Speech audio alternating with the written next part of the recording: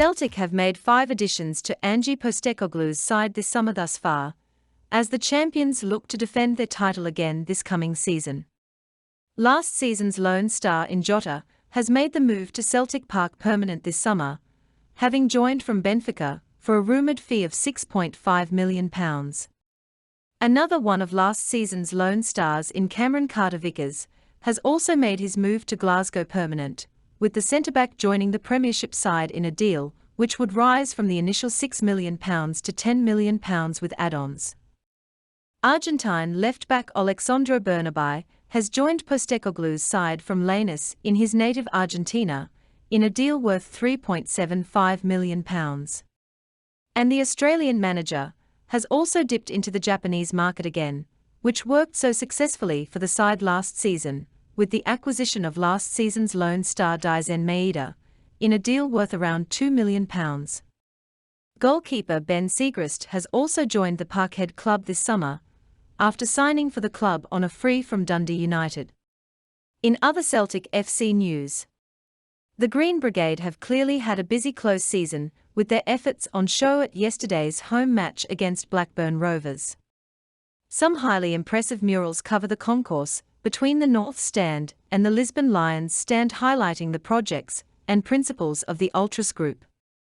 After a season of lockdown, the passion and support from the Green Brigade were evident throughout last season, with Ange Postecoglou and his players feeding off that backing from the Green Brigade over the course of last season. It seems difficult to imagine, but a year ago, just 2,000 fans were allowed to watch the pre-season friendly against Preston North End. During July and August, the capacity was slowly increased, with the first full house coming against Jablonec in the Europa League. They were treated to the sight of a Celtic goalkeeper making saves as a bonus.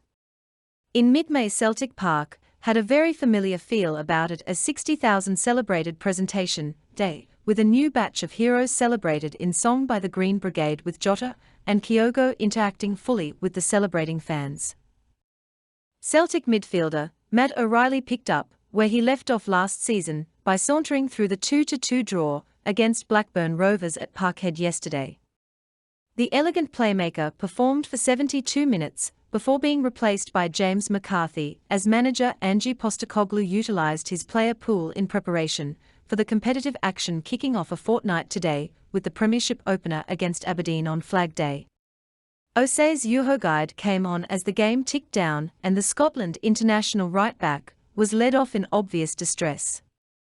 He later needed stitches inserted in the wound. Speaking about the rugged opponents, O'Reilly didn't hold back, as he said, "They were feisty, a bit nasty, and left a few on a few of us. Tony's boot was split in half, which says enough, but it was competitive, and it's what we want.